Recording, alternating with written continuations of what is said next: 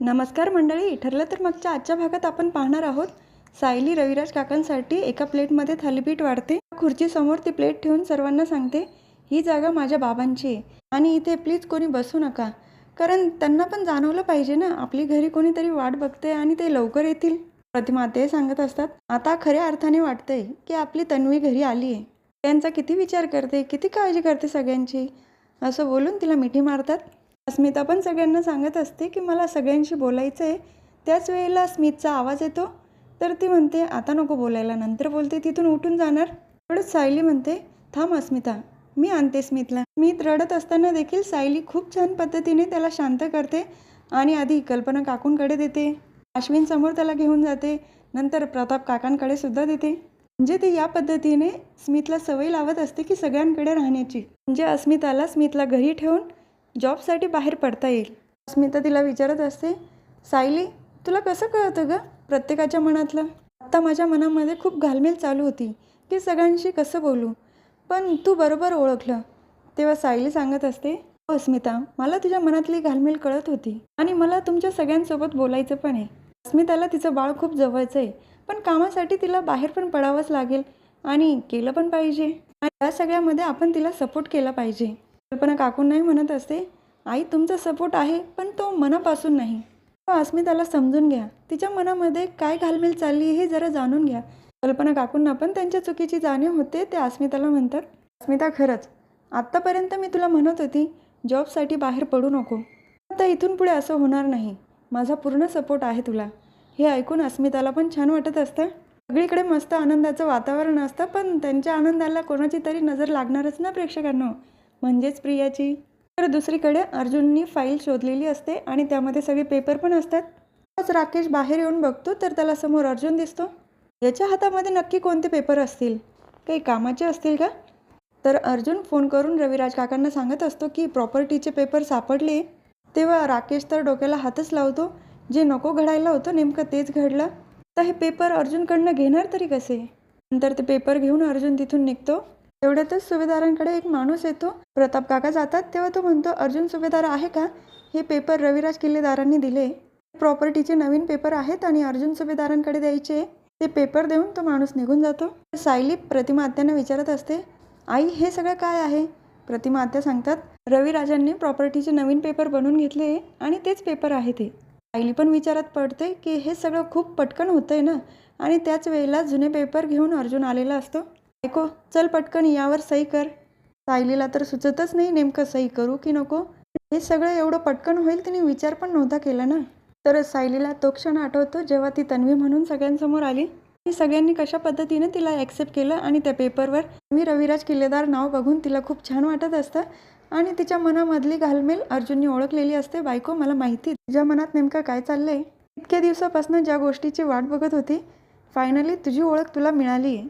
सही कुठे करायची हे सांगत असतो. त्यानंतर सायली पण सही करते आणि ती खुश पण असते. तिला तर काही प्रॉपर्टीचा हव्यास नसतो, पण तिची ओळख तिला मिळाली यामुळे ती जास्त खुश असते. त्याच वेळेला तिथे राकेश येतो आणि टाळ्या वाजवत असतो. सुमन काकू विचारतात, अरे राकेश काय झालं, असं का टाळ्या वाजवतोय. तेव्हा राकेश सांगत असतो, सगळी प्रॉपर्टी सायलीच्या नावावर झाली ना, हे बघून बरं वाटतंय. इतके दिवस माझे बाबा या प्रॉपर्टीवर डोळा लावून बसले होते, पण शेवटी जिची प्रॉपर्टी होती तिला मिळाली. बाबांचं काही चुकलं असेल तर त्यांच्या वतीने मी माफी मागतो. आणि हे सगळ्यांना बघून आश्चर्यच वाटतं. राकेश नागराजसारखा अजिबातच नाही. त्याचा चांगुलपणा सगळ्यांना आवडलेला असतो. त्यानंतर राकेश तिथून निघून जातो. तर सुमन काकू म्हणत असतात, त्यांच्यामध्ये आणि राकेशमध्ये किती फरक आहे. त्यांना पण आनंद होत असतो की त्यांचा मुलगा चांगला आहे म्हणून. अस्मिता सायलीला सांगत असते, सायली आता सगळं काही व्यवस्थित झालं आहे ना, प्रॉपर्टी पण फायनली तुझ्या नावावर झाली, आता मस्त पार्टी झाली पाहिजे. तर दुसरीकडे राकेश नागराज काकांना येऊन सगळं सांगतो. ते तर राकेशची कॉलरच पकडतात आणि त्याला मारण्याचा प्रयत्नसुद्धा करतात. एक काम सांगितलं होतं ते सुद्धा धड जमत नाही तुला, जुने पेपर आणायला लावले होते तेवढं पण नाही आणता आलं तुला. राकेश पण म्हणत असतो, बाबा मी काय करणार, माझ्या हाती ते पेपर अर्जुनच्या हाती गेले ना. पेपर शोधताना माझी काय हालत झाली होती ते मलाच माहिती. तुम्हाला इथं बसून सगळं सोपं वाटतंय. तर अस्मिता सायलीला सांगत असते, पार्टी करण्यासाठी आपण दोघी मस्त हॉटेलमध्ये जाऊया. कल्पना काकू सांगतात, नाही नाही, माझी अशी इच्छा आहे की सायलीने आमच्या दोघांबरोबर मंदिरात यावं. आणि प्रतिमा ते सांगत असतात, नाही नाही, सायलीने तर माहेरपणासाठी आता आमच्या घरी यावं. अर्जुन तर सगळ्यांकडे बघतच असतो आता यांची एवढी लिस्ट आहे, तेव्हा माझा नंबर कधी लागणार? तर काही बोलत नाही, पण सायली म्हणते, थांबा थांबा, मला आधी या सगळ्यांचं नियोजन करावं लागेल, तेव्हा ठरेल ना सर्वात आधी कुठे जायचं. तर दुसरीकडे सचिनने प्रियाला सगळी हकीकत सांगितलेली असते आणि प्रिया पण राकेशवर खूप चिडते. या राकेशला फक्त पेपर आणायला लावले होते, एवढं सुद्धा जमलं नाही, बावळटचा बावळटच राहिला. बाहेर गेला होता, म्हटलं काहीतरी डोकं चालेल त्याचं, पण कसलं काय? सचिन म्हणतो, हो ना, त्याच्या मोठ्या मोठ्या बाता ऐकून मला पण वाटलं होतं की राकेश नक्की काहीतरी करून दाखवेल. तर सगळं काही हातातनं निसटून गेलं आहे. आता आपण जो काही प्लॅनिंग केलं आहे तो कशासाठी? तर दुसरीकडे एका बोर्डवर सायली उद्यापासूनचं नियोजन लिहिते. उद्या मी आईबाबांसोबत मंदिरात जाणार, त्यानंतर अस्मितासोबत पार्टी करायला आणि त्यानंतर आईसोबत मी माहेरी जाणार, पूर्ण आजीसोबतसुद्धा बाहेर जायचं आहे मला. हे ऐकून अर्जुनला तर खूप टेन्शन येतं की माझं तर नाव कुठे नाहीच आहे, मला कधी वेळ देणार. तर नागराज काका राकेशवर खूप भडकलेले असतात. मी आजपर्यंत त्या गोष्टीसाठी इतका धडपड करत होतो, ती आज तू असतानासुद्धा इतकी सहजपणे होऊन गेली आणि तू काहीच करू शकला नाही, म्हणून खूप चिडचिड करत असतात. तेव्हा राकेश म्हणतो, बाबा जरा शांत व्हा, मी माझ्या पद्धतीने पूर्ण प्रयत्न केले, माझ्या जागेवर येऊन जरा विचार कर. तरी सगळी प्रॉपर्टी सायलीच्या नावावर झाली असेल ना, पण मी तिला सुखाने जगू देणार नाही. तेव्हा नागराज काका म्हणतात, आता तू राहू दे, तू काहीच करू नको, प्रिया जे करेल ना ते फक्त बघत राहा, सगळं काही प्रियाला करू दे, कारण माझा विश्वास आहे तिच्यावर. राकेश पण विचारत असतो, प्रियावर? नागराज काका म्हणतात, हो, कारण याआधी पण तिने सगळ्या गोष्टी अगदी बरोबर जुळून आणल्या आहे आणि इथून पुढे पण ती सगळं व्यवस्थित करेल, मला खात्री आहे. तेव्हा दुसरीकडे सायलीला विचारले जातं, तर वेळ उद्यापासूनचा आहे ना, मग तू आज काय ठरवलं आहे? सायली सांगते, आजचा वेळ फक्त यांच्यासाठी आहे, आजचा दिवस फक्त अर्जुन आणि तन्वी दोघांसाठी आहे. ऐकून अर्जुन तर खूप खुश होतो. तर प्रिया सचिनला सांगत असते, आता आपल्याला शांत बसून चालणार नाही, तिचा पुढचा सगळा प्लॅन झालेला असतो आणि सचिनची तिला साथ असल्यामुळे सगळं काही जुळून आलेलं असतं तिच्या मनाप्रमाणे. सचिनला तसा तिचा प्लॅन सांगते, तर सचिनला पण प्रियाने सांगितलेला प्लॅन आवडतो. तर दुसरीकडे तर सायली सगळ्यांना सांगत असते, मी आज अर्जुनसोबत बाहेर जाणार आहे. अर्जुन पण विचारतो, बायको, माझ्यासाठी सुद्धा तुझ्याकडे वेळ आहे, बघून मला छान वाटलं, मला असं वाटलं की माझ्यासाठी तुला वेळच नाही. तेव्हा सायली सांगत असते, असं कसं, मी तुमचं मनसुद्धा ओळखते, माहिती ना तुम्हाला, तुमचा चेहरा आधीच ओळखला होता, म्हणून मी विचार केला की तुमच्यासोबत पण वेळ घालवावा.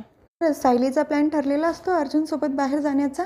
तर प्रियाने पण सापळा रचलेला असतो अर्जुन सायलीसाठी, आणि मी तुला जे काही सांगितलं आहे त्याच पद्धतीने सगळं घडलं पाहिजे आणि जे काम सांगितलं आहे ते अगदी परफेक्ट झालं पाहिजे. सचिन पण म्हणतो, हो, मी माझ्या पद्धतीने पूर्ण प्रयत्न करेल सगळं व्यवस्थित करण्याचा. प्रिया म्हणते, तुला काय वाटलं मी या सुभेदारांना असं सुखाने जगू देईल? सुभेदारांनी आत्तापर्यंत खूप जास्त आराम केला आहे, पण आता नाही. तर सचिन तिथून निघून जातो आणि कॉन्स्टेबलला प्रिया सांगत असते, मला भेटायला आता एक मुलगी येणार आहे आणि तिचं नाव रजिस्टरमध्ये लिहायचं नाही. त्या कॉन्स्टेबल पण तयार होतात. त्यानंतर ती मुलगी आलेली असते प्रियाला भेटायला. ती ओढणीने चेहरा झाकलेला असतो आधी. प्रिया तर तिला बघून खूप खुश झालेली असते, जो तिने सापळा रचला होता आता त्याची सुरुवात होणार आहे म्हणून. तर ती मुलगी चेहऱ्यावरून ओढणी बाजूला करते. तिचा चेहरा तर दिसला आहे, पण नक्की ओळखता येत नाही कोण आहे. साक्षी तर नाही ना चेहरा बदलून आलेली? आजच्या भागात एवढंच, बघू पुढील भागात काय होतं ते. तर सायली आणि अर्जुन फिरण्यासाठी बाहेर पडलेले असतात. सायलीचा नवीन लुक बघून अर्जुन तर पूर्णपणे भारावून गेलेला असतो, कारण खरंच सायली खूप छान दिसत असते आणि ती वडापाव खाण्याचा हट्ट करते. अर्जुन तिला नाही म्हणत असतो, पण सायली ती ऐकणार आहे का? जेव्हा वडापाव खात असते सायली, तेव्हा अर्जुन छत्री घेऊन उभा असतो. तर दुसरीकडे सगळा प्लॅन समजून सांगते प्रिया त्या मुलीला.